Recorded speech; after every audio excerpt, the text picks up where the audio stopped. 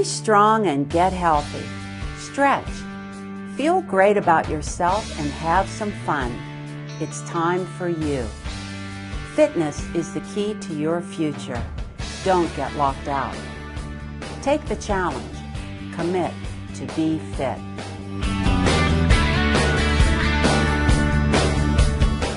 Thanks for joining me today on Commit to be Fit. I'm Susie Smith. Did you know that a majority of common injuries happen in and around your home?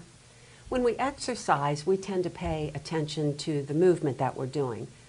But when we're at home, sometimes we just aren't paying close enough attention and accidents just happen.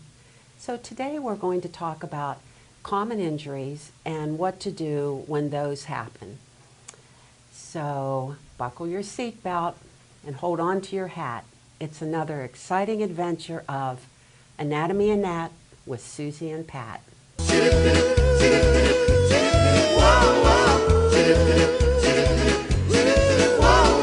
Welcome to the show, Pat Sanders, RN. Thanks for having me again, Susie. What is this, number 5 or number 6? You've been here quite a few times. A good bit. And this is great because Pat has been a nurse forever and she has a lot of information. And I'm always talking about working out and doing different activities. But sometimes along with those activities come injuries. And we have plenty of information here today that Pat's going to guide us through. And just anxious to hear about it, Pat. I've had several injuries myself. So I think everybody watching today is going to be able to relate to this show. Mm-hmm. Yeah, and many people have had assorted injuries, and a lot of times it does happen around the home. What are some of the common ones that happen? Well, I think one of the ones that I hear mostly about are slips and falls. And I know myself, when I'm home, I'm usually trying to catch up on chores or things that I haven't, I'm not paying enough attention, or I'm multitasking, which is never a good thing to do anyway. You should stay focused. But I think one of the things that seems to be common that I hear from people is slipping down the last couple of steps, maybe going into the basement carrying laundry. Do you hear of that too? Is that a common? That's one of the things. Stairways, water on the floor. If you have particularly tile floors or hardwood wooden floors. We just last week, a friend of mine, elderly lady, had water on the floor, and one of her cats had put some water on the floor, and she slipped in it and fell and injured herself. So it's a common thing. It happens a lot. But what we're going to try to do today is help you know what to do about it at home for yourself or for your family, and what to look for.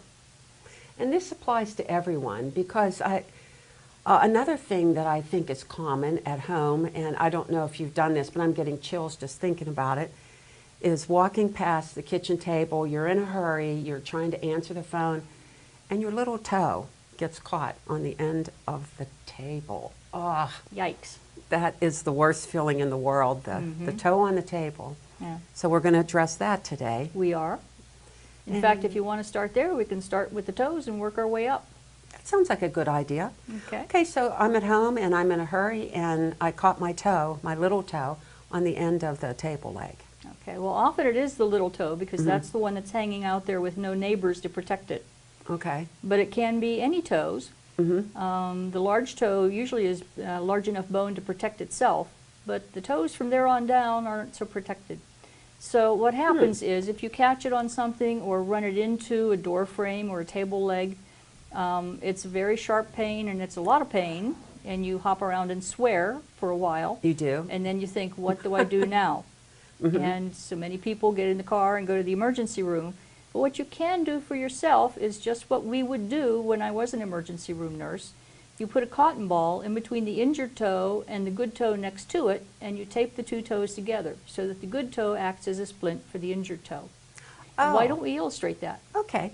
Want to use my foot? Absolutely. Okay, here it comes.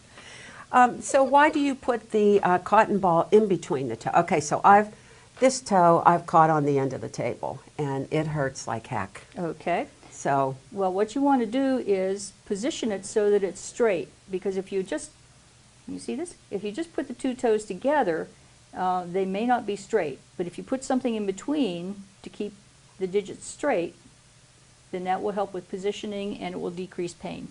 Oh, okay.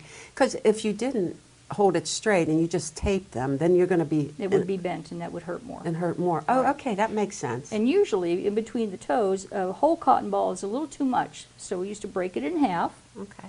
and then we gently slide it in, hopefully on the side that's uninjured. Ow. And then we take a piece of tape. This happens to be 1-inch medical tape, but at home, you don't have to run out and buy medical tape. We have masking tape here. Scotch tape works just as well. It's just tape. Okay. So it doesn't have to be anything special. Then you work the tape in between the good toes, and then wrap it around the injured toe. Oh, okay. The next thing you're going to want to do is to get an ice pack, put some ice on that foot, and that will help decrease the swelling, and it will also help decrease any bruising, because if you've ever injured your toe, you know that you get bruised all the way up to your ankle sometimes. And then you're going to want to elevate it as you have here. So usually with an injury, it's ice for 10 to 20 minutes for the first 24 hours, and then you switch to moist heat. Keep it bandaged like this as long as it's uncomfortable. This you can wear in bed too. Okay. So you can wear it 24 hours. If it feels too tight, if your toe gets cold, or if it starts to thump, it's time to take it off and rewrap it a little looser. And that holds with anything that you wrap, any body appendage that you wrap. If it feels too tight, where the area gets cold or numb, take it off and rewrap it a little looser. This is excellent information. And this might I'm seem... going to rip this off your injured toe now, lady. Okay. Ow, hey. No bedside manner. But no, that's really excellent information, because the things that we're talking about today are things that happen to everybody. You know, and like I said, when we're at the gym or we're working out, you know, walking or whatever, we're really paying attention to what we're doing. And but we go home and, you know, why does that happen? We go home and things just... Well, when you're home, you're relaxed, you're not thinking about what you're doing or how you're doing it. You may be in a rush, you may be distracted by the kids or the dog or needing to get out the door to work, and you're not thinking as much about how you move as you might when you're lifting weights or exercising in the gym. So you tend to be more vulnerable to injury simply because you're not paying that much attention to what you're doing. And probably because you're so familiar with your surroundings, and you may take that for granted running down the basement steps. That's another factor. And then you're carrying things that might be awkward, like boxes if you're moving, or cleaning out a closet, or a laundry basket. Yeah, and my mom, she's elderly. She's getting close to 90, and she has a couple throw rugs in her kitchen. And I made sure that we got the sticky stuff to put on the bottom, because she tripped on one of her throw rugs, and that's so easy to do. So, so what about if we do trip on a throw rug and we come down onto our ankle and kind of hit your ankle against the wall and you twist an ankle? Okay, well, twisting, strains, and sprains are joint injuries. Strains are stretching of the ligaments that join the bones together or that join the muscles to the bones. Sprains are tearing of the tissues that hold the bones together or the muscles to the bones. Oh, so those are that's the difference between a strain and a sprain. Strain is stretching of those ligaments or tendons, and, Okay. and a sprain is tearing of them. Okay. Either one, you're going to have the same symptoms. You're going to get swelling, you're going to have discomfort, you're going to get bruising. So it's the same symptom. So you do the same thing. Again, you're going to want to put ice on it Okay. for the first 24 to 48 hours, and then switch to moist heat. Elevate, and you might have heard that acronym RICE: rest, ice, compression, that's an ACE wrap, and elevation. And those are the 4 things that you do for an orthopedic injury at home on your own that might help. Okay. And that might be all you need. Do you want to show a wrap? Absolutely. Okay, because you said something the other day, and we have plenty of wraps here. Wraps come in all different sizes, right? Anywhere from a 2-inch wide ACE wrap to a 6 to an 8-inch ACE wrap. And you can Okay. get them 6, 8 feet long.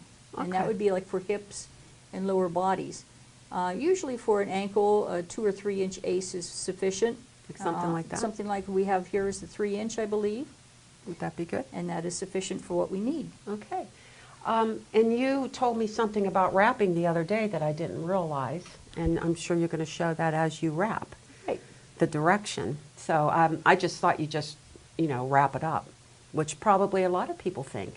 A lot of people think you wrap it up as tight as you can and then you go on it. Okay. But not necessarily. Okay. There is a science to it. There is, and Pat will show us. And I'm going to borrow your foot again. Okay, and same stand foot. up. We'll go same foot. This foot has a terrible time, doesn't it? You always get hurt this foot. So when you have an ankle injury and you have swelling in here, it may continue to swell for a while. So if you put an ACE wrap on it initially, again, you may have cold toes or numb toes or increased swelling as the injury continues to swell. And that's your cue to take the ACE off and rewrap it. Okay. When you're using an ACE wrap, you can get any of these at Rite Aid, CVS, any of your local pharmacies. They come in various widths and various lengths, so you want to make sure that you have the correct one for the job. You want to, when you're wrapping an appendage, whether it's an arm or a leg, you want to start at the bottom, away from the heart, and wrap up toward the heart. Because if you start up here and wrap down, you're going to trap all that swelling and fluid, and then you're going to push it down into your foot, and your foot will swell even more and thump.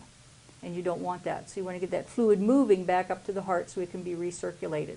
So you start at the bottom. Yeah, that was a good point. When you told me that, I thought, well, that makes sense. And you notice ACE wraps stretch a lot, but you don't want to stretch it out as far as it'll go because that will make it too tight. So just wrap so it's comfortable. And there's no special way to do this. Just wrap until you get to the end of the ACE wrap. And it just helps keep the ankle that I just twisted stable so that it doesn't, so I don't twist it more. Well, it just helps a little bit with swelling also. And then you put the clip on. And another point to remember with ACE wraps, you wear an ACE wrap during the day. Do not wear an ACE wrap to bed because if your swelling increases during the night and you're asleep, then your foot can go numb or get cold and you're not aware of it, and you can have increased injury from that. So always take the ACE wrap off at bedtime, put it back on again in the morning. Oh, okay.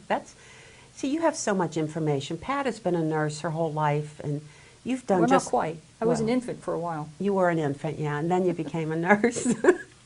But you're still kind of infant-like sometimes. Thanks. Yeah. But you've done like all of run the gamut, really, when it comes to nursing. Pretty much. Yeah, and especially that emergency room work, that really keeps you on your toes, and you don't know what's coming next, so you've had to learn a lot. And another Yeah. point about ACE wraps, you notice if you use them on people's feet, they can be washed. So don't throw it away and buy a new one. They can be washed. I wouldn't throw it in the washer, though. They should be washed by hand and air dried, because if you throw it in the dryer, that's going to affect the elastic properties of it. Oh, okay. If you have an old ACE wrap that's stretched out, that is time to throw it away and get a new one. And it's probably a good idea to get one and just have it around in case you need it, so you don't have to send somebody out to buy one when you injure yourself. That's a good idea. Yeah, there should be certain things that you have on hand at the house. Okay, so what are some of the other common injuries that we could address? Maybe a knee problem? Well, a lot of times we see knee twists. Those are more common than sprains with knees.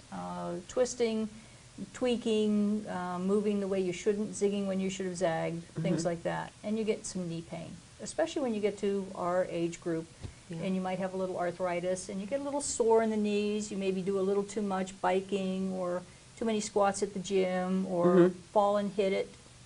And then sometimes, like, maybe you do a lot of squats and you're feeling good, and then you go to walk up a ladder to wash a window or something, and your knee pops out to the side. And for no apparent reason, but just overuse and arthritis, and because we are twice over 30. Right. So, plus. And again, you can use an ACE wrap on knee injuries also. Okay. So we have some ACE wraps here that would be suitable for knees. You want to get a little wider ACE wrap, usually a 6-inch, Like this? something like this. Okay. This one happens to have Velcro at the end rather than the clip. You'll find usually the Velcro ones these days, but if you find a clip one, be sure you don't lose the clips because they're gold in the hospital. Yeah. But a lot of times you'll find self-fastening ones. Okay. And again, with the ACE wrap for the knee, you do the same thing. You start at the lower end and wrap up so that you don't trap that fluid.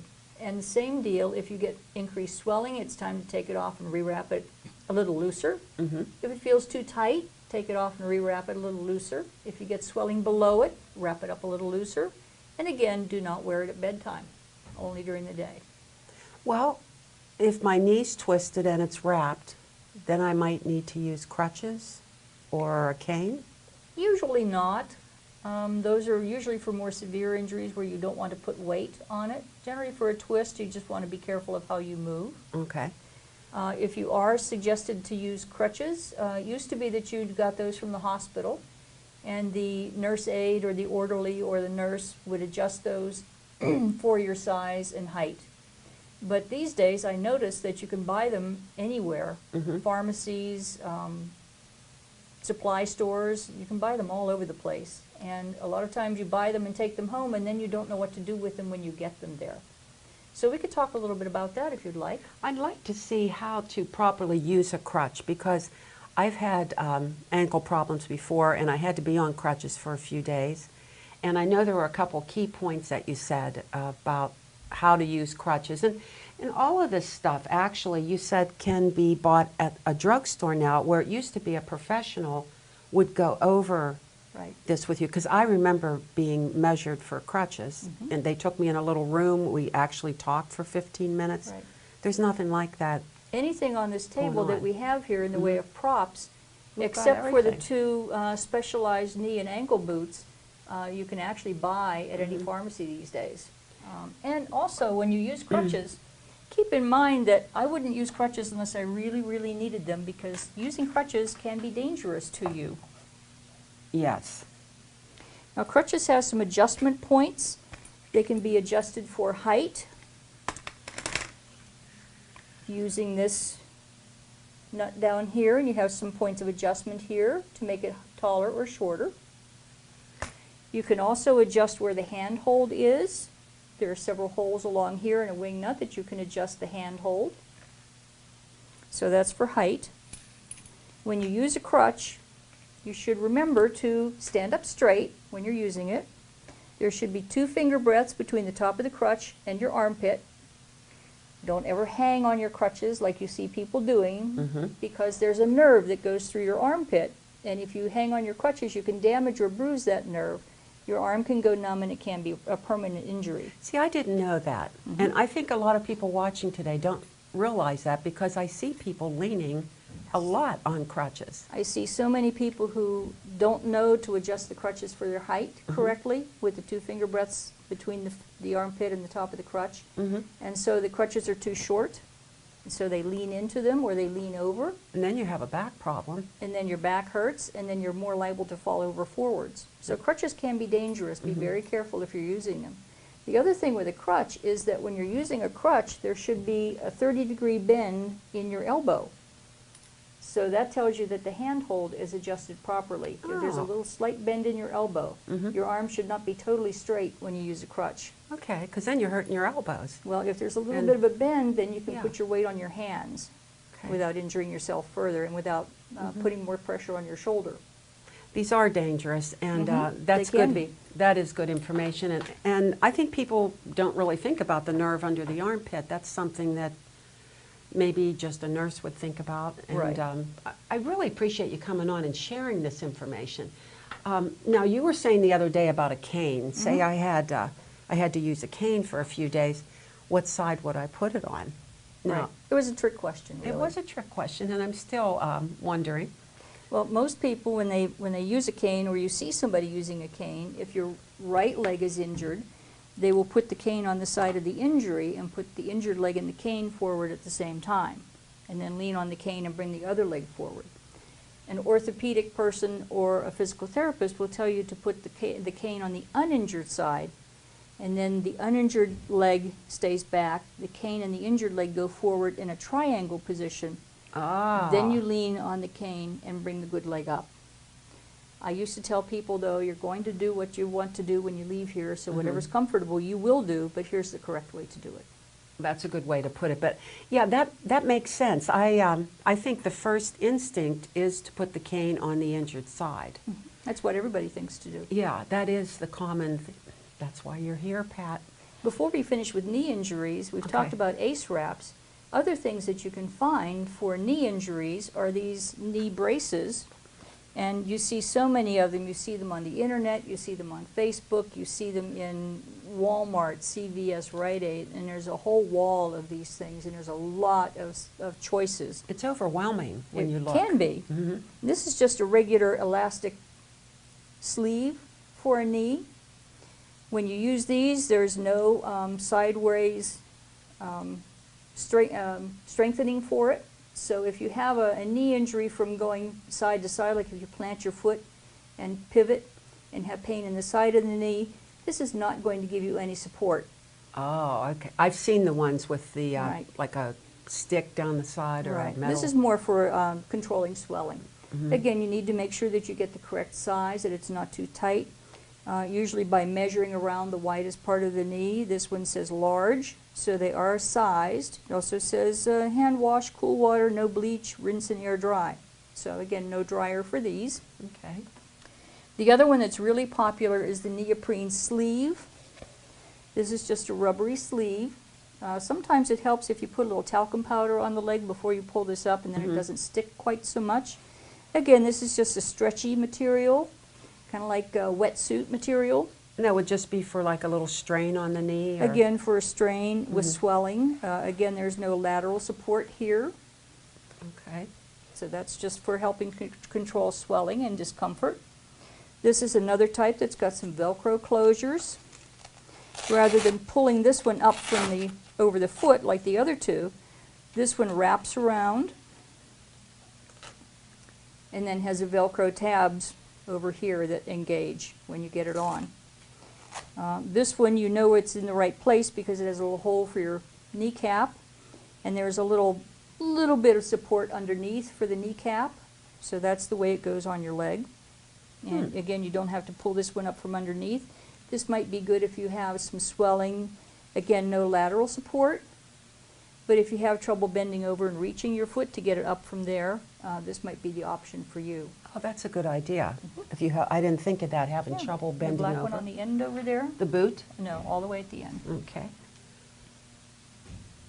This one? The other kind of over-the-counter knee brace that you can buy is something like this. Again, this has Velcro. This is one that you can pull up from over the foot. There's no opening other than that. And the opening for the kneecap or patella, and then the straps go over to hold it in place. On the other hand, though, unlike those ones, this does have some bracing down the I sides, see that. Yeah. so that if you do have one of those injuries where you've zigged when you should have zagged and you get pain in the side of the knee and some instability, this does have a little lateral stability built into it. But it also has a hinge here that it bends. So you're not walking stiff-legged, but you have some stability side to side. Well, you know, it is overwhelming when you go to those drugstores and you see the big display that they have. So I think it's important that you ask your doctor if you are buying something over the counter, or if you have a friend like I do who's a nurse, just, you know, ask for some advice, because I've seen people put things on upside down. Sure. You know, and it's, you know, it's not going to help you if you don't use it in the proper way. Right. So follow the instructions also. Yeah, follow instructions. If you can read the small print, that's a problem. Well, they put the magnifying glasses right next to the orthopedic braces. So. Oh, well, that's good. And what's this? This is an ankle brace. Oh, okay. This goes on a strain or sprain of the ankle. The foot goes through here, and there's some padding on the sides, and then Velcro straps. So you can actually still walk with this one on. And then this fits down inside the shoe. Oh, we have a lot of equipment. They're a little more comfortable. What's this? This looks like a football helmet to me, but I know that it's not. Well, you might have seen these on some football players. You can see these kind of underneath their football pants. This is a custom knee brace. This is several $100s worth of things right here. And they actually put casting material on the leg to get the correct size and shape for these. And this is built for exactly the way that your leg goes. If you have a strange bend in it because you've had an injury or surgery or things missing in your leg, they can adapt this to the exact size and circumference of your knee. Oh. So these are pretty comfortable. You do wear a knee sleeve underneath it so that you don't get rubbing between the elements of the brace and your leg. But these are custom things. So if you see this, you know that somebody's had a pretty significant injury or surgery. And if you watch football with any regularity, you can see these underneath the knee of their football pants quite often. I have seen these on football players. Now that you mention that, I have. Right. I knew it looked familiar.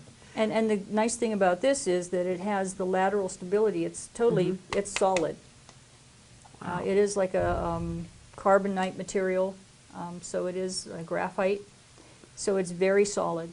So it offers a lot of protection, particularly side to side, which is what most of those football injuries are, which is why you see these on football players, because they've already hurt themselves and they need this.